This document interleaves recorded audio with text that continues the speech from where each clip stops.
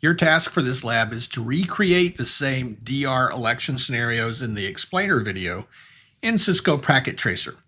So in this Ad Hoc Lab video, I'll set you up with the details you need to go off and do exactly that. I'll ask you to hit pause, go do it, and then most of this video will be me performing the lab steps just in case you have any questions about it. All right, let's jump in.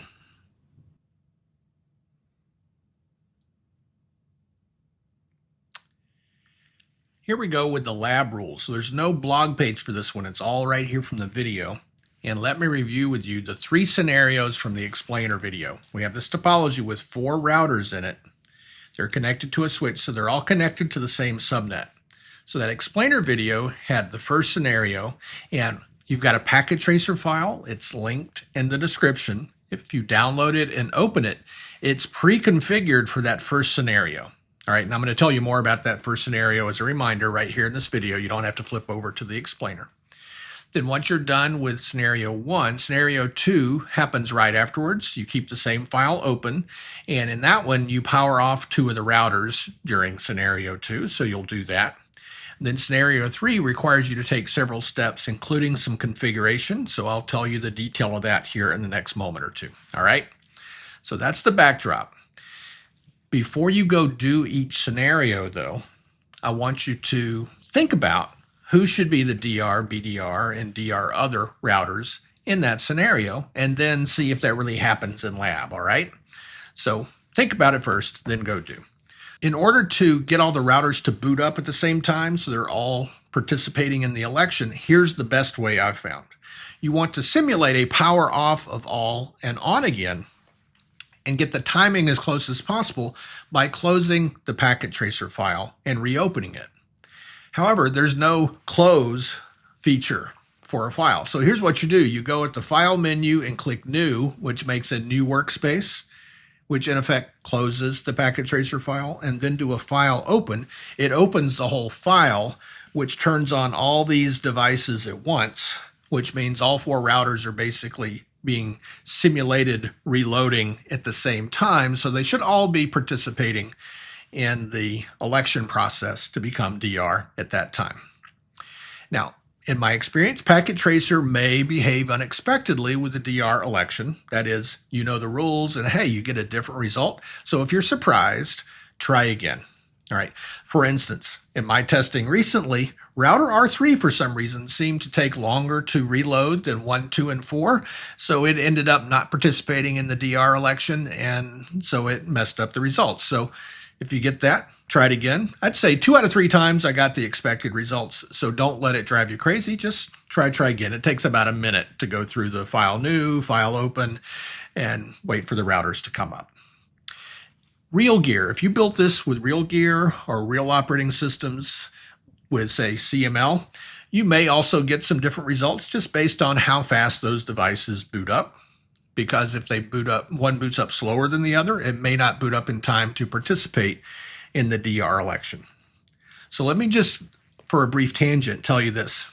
In most cases, particularly on LANs, we don't really care which router is the DR. We just want there to be one when we need one. All right. So it's not a big deal if some other router becomes it. Now, for the tests, it's good that you know the rules about the election. All right. And we went over that, and this lab is meant to help you practice that. But in real life, it's like, oh my goodness, R4 was supposed to be the DR and it's R2. It's okay. All right. So the 3 election scenarios from the explainer video, all 4 routers pre-configured with the router IDs in the drawing.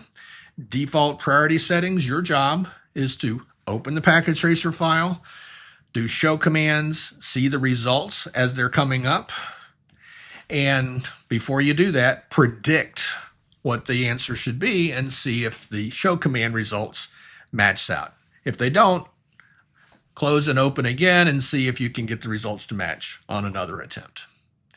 Once you're done with scenario 1, don't close the file, don't do a file new. All right, leave it there. And at step 1 in scenario 2, you're going to power off router 4, examine the effects of the power off at R4. But before you do it, think about what the effects are going to be. What happens when you power off R4? Who will be the DR? Who will be the BDR? Who will be neither of those? And then use show commands to examine neighbors in all those states. In step 2, let's do it again. Power off R3, but beforehand predict. Once you've done it, use show commands to see who becomes what. Then scenario 3 takes a little more work. So here's what you have to do from the end of scenario 2. You got to power on R3 and R4 again, so they're back up and working. Then you need to go configure the routers so that they have these priority settings, 4, 3, 2, and 1, working left to right across the diagram. And there's the config that you would configure on the routers. All 4 routers' top interfaces are gig 000, by the way. So it's literally that config, but you choose the priority value based on the figure. So once you've configured that, you can save the config in each device, copy, run, start, and then in the packet tracer menu, file new, file open, and now I'm simulating a power on of all 4 routers at the same time.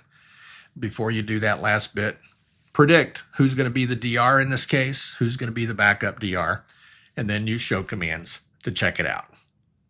So that's a lot of exploration of the DR election process. That's what you've got available to you if you'd like to do it. So if you want to do it now, now's the time. You've got a link to the packet tracer file down in the description. You can scroll back in the video and look at things. So time to hit pause and get after doing the lab.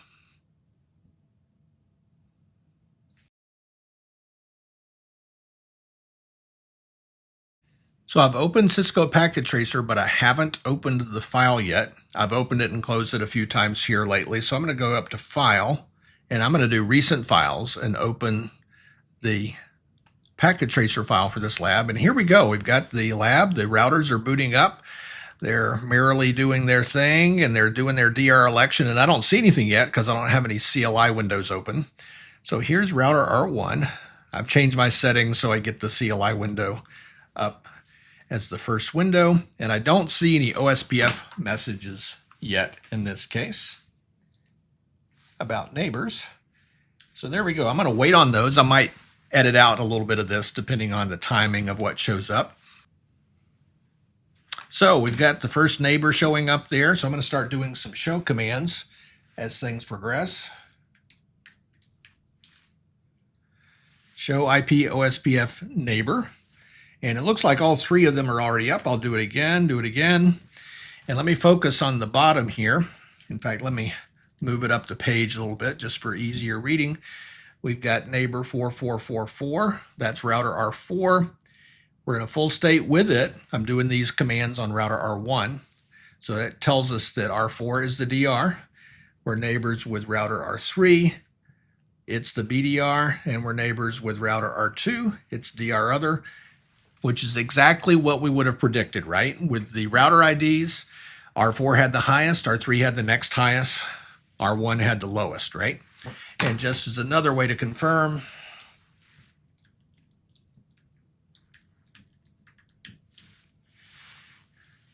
let me move that up the page just a tad. We see the interfaces, gig 000, that's the one we've got all the neighbors on, and we see that the local device is a DR other, which is accurate in Packet Tracer. And then let me widen this out a bit, and we see the incorrect Packet Tracer counter about the number of full and total neighbors here of 00. That's one that happens to be incorrect at this version of Packet Tracer, so don't worry about the full and total neighbors column here, but you can check out this state column where it says DR other. Now, if you're working through this and you see different results, here's what I would have said for you to do and say, hey, let's just try that again. You just go up here to File, New. And if you do that, it's going to ask you if you want to save your changes. Well, we haven't actually changed anything, right? So I'll just click No. And now I've got an empty workspace. And then File. And since I just opened the file, I'm going to do Recent Files. It's quicker for me to find the file that way. And now I've got another simulated reboot with all these routers coming up. And since I'm going to be doing the second scenario next, pardon me while I get situated here. There we go. Let me make sure that all the same routers become DR, BDR, etc. All right, looks like we had the same results this time when the dust settled. We have R3 again as BDR, R4 as DR. So same results again. Now we're ready for the second scenario.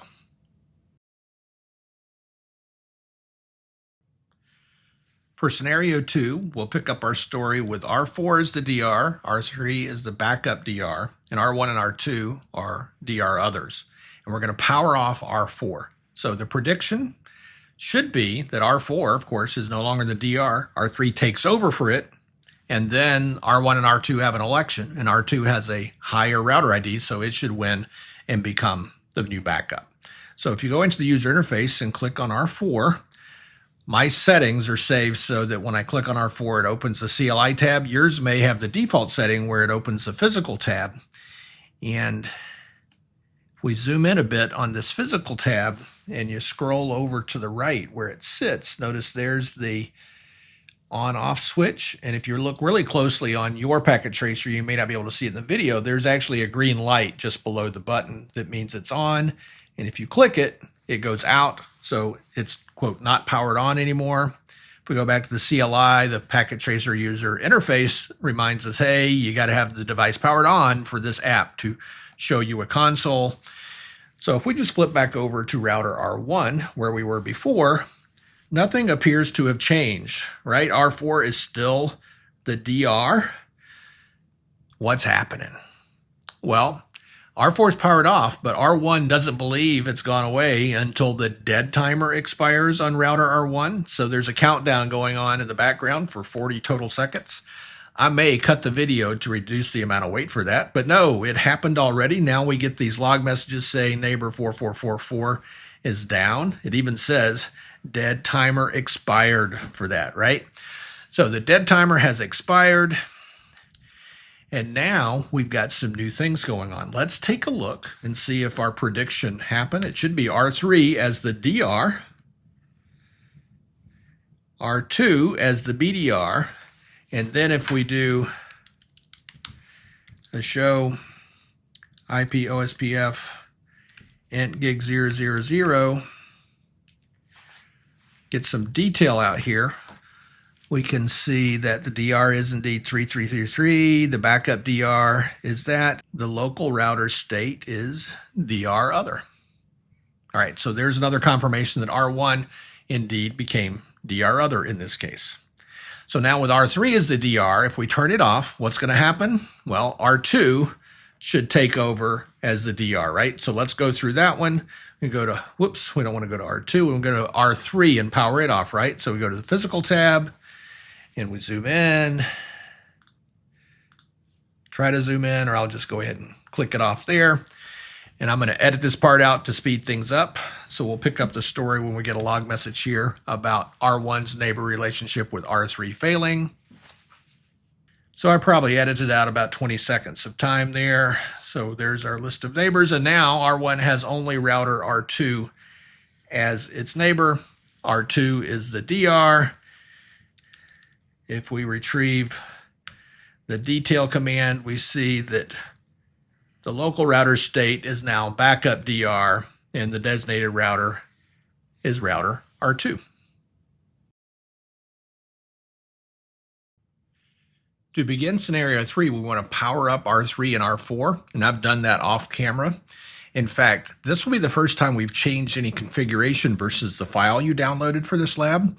And I don't want to save that over the file I downloaded. I'd like to keep a separate one with the priority changes in it. So I'm going to go ahead and do a file save as and tack on the word priority to the end of the file name. I didn't put that step in the lab, but that's just what I'm doing to keep the file separate. So now I've got a separate packet tracer file. I'm going to go through and change those priority settings. So if we get into router R1, and all the interfaces connected to that common subnet above all four routers is gig 000. IP OSPF priority, and then you give it the number, and R1 is supposed to get 4, R2 gets 3, then 2, and then 1, and there you go. Now we get out of that, and I'm going to go ahead and do a copy, run, start to save it on the virtual device, if you will. So there's R1, and we'll do the same thing on R2, R3, and R4, so give me a moment to work through that.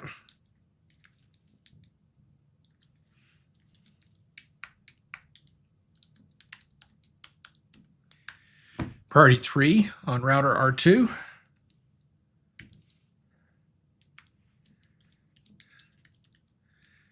So that one's done. Then we get to R3 and change its priority to 2.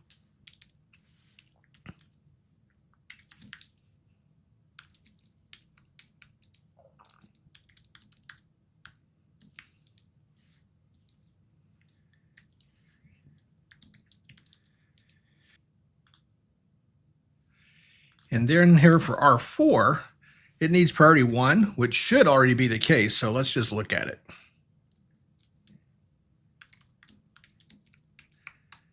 So show IP OSPF interface gig 000, and we see the default priority setting of priority 1 there on this router. And now we're all set up to do the test. So per the instructions, I said do a file new, and let's do that. But you want to make sure and click the yes when it asks you here, because if you don't, you won't save your changes. Even though we did a copy run start in all 4 routers, Packet Tracer won't save any of that unless you say yes here, or unless you had done a file save before this, which I had not.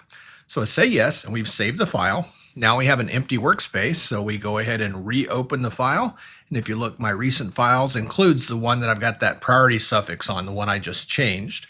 So we open it up, and there you go. We're starting to bring things up. I'm going to resize so you can see the devices. And I'll focus on router R1, which should become the DR, right? Because it has the highest priority at this point. So it's going to take a few moments. I may edit out a little bit of the time here to give OSPF time to come up. Indeed, I did edit out some of that time. There are the error messages. Let's see what we've got with OSPF.